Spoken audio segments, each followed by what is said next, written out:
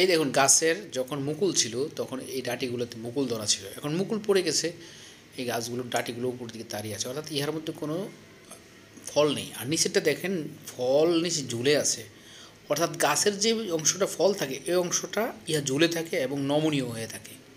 কিন্তু আমাদের সমাজে আমাদের যখন অর্থনৈতিকভাবে আমরা স্বাবলম্বী হই অথবা টাকা পয়সার মালিক হই, আমরা কখনোই এই গাছের মতো নুয়ে থাকি না, বরঞ্চ আমরা অহংকারে পা মাটিতে না রেখে আমরা চলতে থাকি, যা আল্লাহ তাআলার নিষেধাজ্ঞা। অর্থাৎ আল্লাহ তাআলা বলেছেন যখন তোমরা ধনবান হবা তখন তোমরা এমনভাবে বিনয়ী হয়ে কথা বলো যেন সকলের মনে শান্তি পায়।